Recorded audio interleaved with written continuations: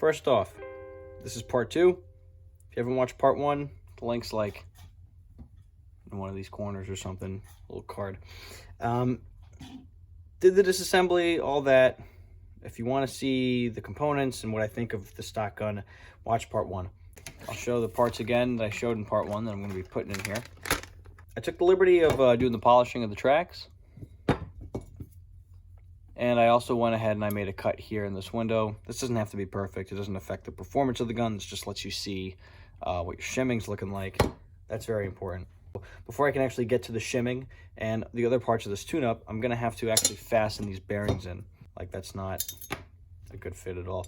So we have JB Weld, and we have this cool tool from Prometheus. And this is actually going to be used to apply force against the bearings evenly, so we can actually adhese them in the same direction, or adhese them parallel.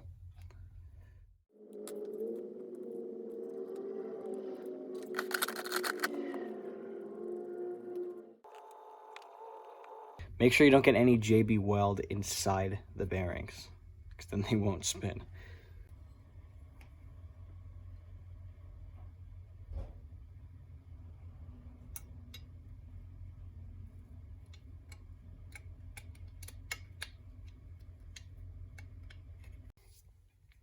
So it's going to take at least 24 hours for all this to actually cure. In the meantime, there are other things we can do to move forward in this build. I can do all the modifications that I know I will need to do to the piston, the gears, and I guess the cylinder head. So basically, I'm going to show you what that is. Most of it is just for AOE purposes. So basically, here's the whole rundown of what I did to this piston. Obviously, it's Swissed. You can see that. And of course, we short stroked 3 teeth. We removed the second tooth, and we got that third tooth down at a nice angle. That'll help with our angle of engagement and the meshing and whatnot. The next thing that I did was also add a washer here for AOE. There will be another faucet washer, a little rubber piece of pad that's going to go on the back of the cylinder. These two things together 99% of the time correct my AOE. If it doesn't, then I'm just going to add a second one of these to the cylinder head. But I am extremely confident that this is going to run the same. The next thing that I want to address is when you're pairing a Lone-X Palm piston head to a SEMA piston, and you plan on keeping these bearings, there are modifications you absolutely have to do to get these bearings to spin correctly. So I'm going to show you what it looks like when it's done appropriately. So you can see that that's spinning, right? That's good. That's what we want. It usually does not do that for 2 reasons. 1, the inner diameter of the piston is way too narrow. So you might want to do some sanding to that. Good luck getting a bit that's going to get all the way into this back corner, because that's where it's really tight. And there's also going to be like extra...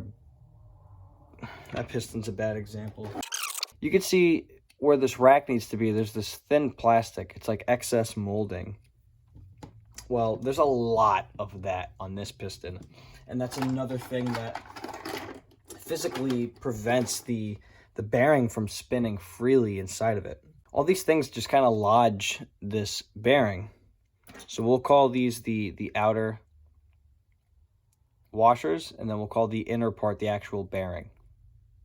So the outer washers are wider than the inner bearing. The inner bearing's fine. The outer washers, though, on the Lone-X Palm piston head is tight. So if you can't sand the inside of your piston, then one thing that I found to be very useful is taking a nut and a bolt, right? I put one at a time, one of these bearing washers on there. Try to make it as center as possible. Your nut and bolt might look different or whatever. Do whatever you need to do to try to get it center. Put it on a drill press or put it on a drill gun and sand it, or take a file and remove material. I measured this out to be 14.9 millimeters. So I took like 2 to 3 millimeters off. I also did sand the inside of this. You might have to take off more, but do it until it fits. And you'll know that it fits of one, you can actually drop it in freely. Having the bearing on the spring guide, as well as the bearing here, is also going to aid in that, because both these bearings are going to work together very well and very efficiently at not letting the spring bind up. Now, I'm sure if you run one bearing, you'll be fine as well, but I want to be very sure. I really want to eliminate the variables. If the spring is twisting in any way, it will affect the FPS. It will affect the actual power that this has when it uncompresses. And also, the spring binding up will inevitably break it at some point in the future. It could be years. It could be 10 years. It could be a long time. But it's not good for the spring. So I just want it to be a very efficient build. Onto the gears. So first thing I did was glue these screws in. It's really important that you do that with these, just, you know, so they don't fall out. I also took very fine steel wool and I threw these on the drill press, and I actually slightly polished up these axles, you know, just to help them spin with a little bit less friction. So that was nice. Also on the sector gear, of course, I had to short stroke 3 teeth off to match the piston.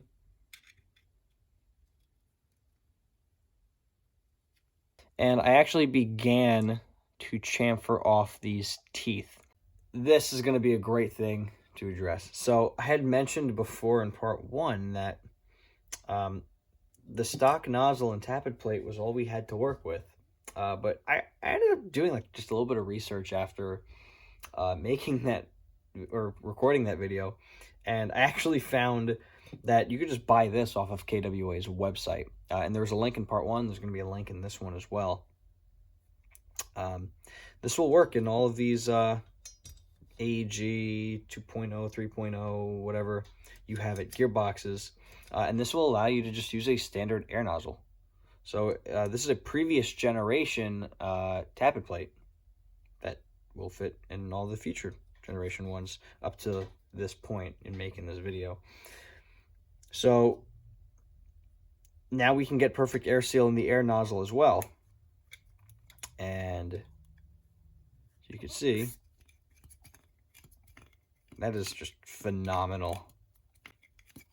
Really good. We're using a VFC air nozzle. I did test this out against the hop-up chamber, and we are getting perfect air seal with this pressed up against the hop-up chamber. I find that the VFC and the Max both fit really well on the KWA tappet plate, and once it's all together,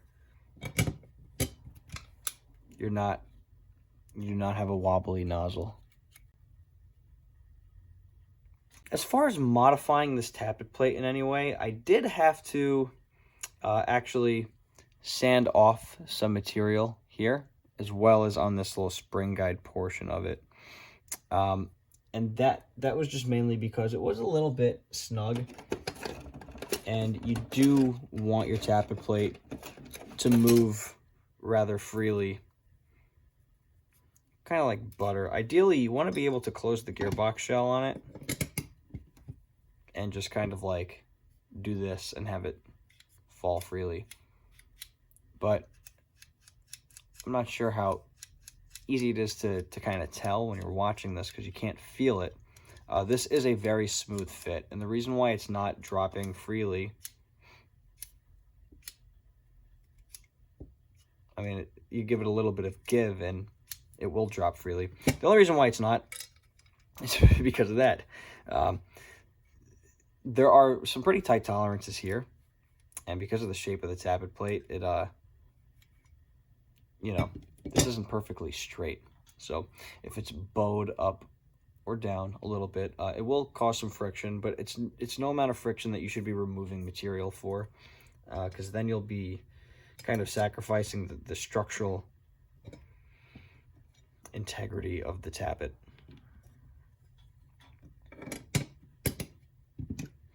So our air seal is pretty much all checked out. I am going to put that pad on for AOE, and then we'll do the shimming, and then from that point on, we're pretty much ready to do the gate tighten. It's almost done. Little pad. Very nice. And that's some of the dental floss sticking out. Before the dental floss, it was quite, loose. It would pop out due to the air seal, and it was actually losing some air because of it.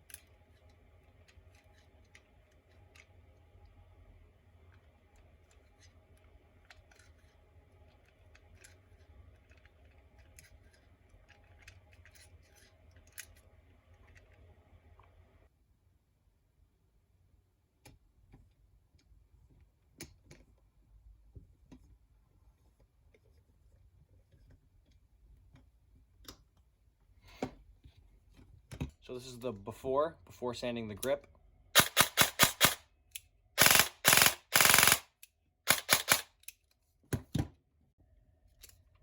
And after we shave the grip.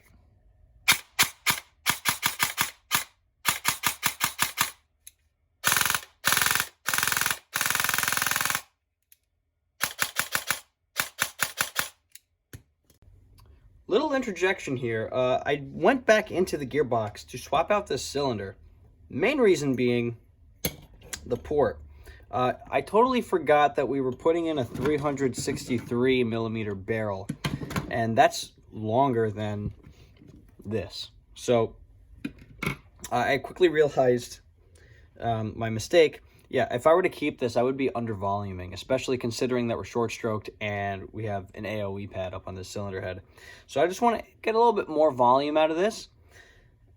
The O-ring of the piston head found itself like right about here, and I need all that volume I can get.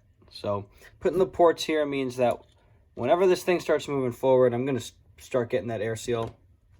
And another pro to this is that we got the Lonex piston head and Lonex cylinder, and they work really well together. So it's just something I should have just caught on to and threw in earlier, but it almost slipped my mind. Almost.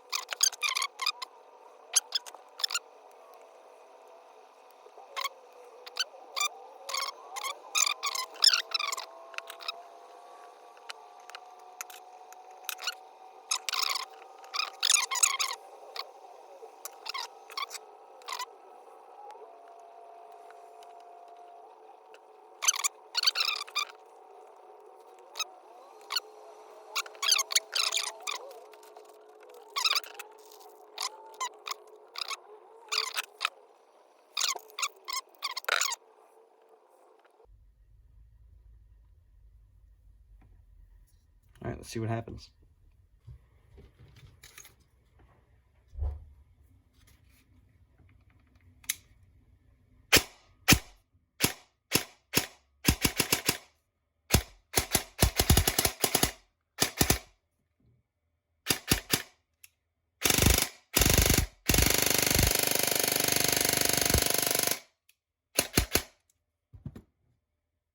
If you guys like the videos that I make, the guns that I build, or my cool apron, then you should definitely consider subscribing to this YouTube channel. There's going to be a lot more tech-related content. And we're talking in-depth internal reviews for new products that nobody got a chance to crack open yet.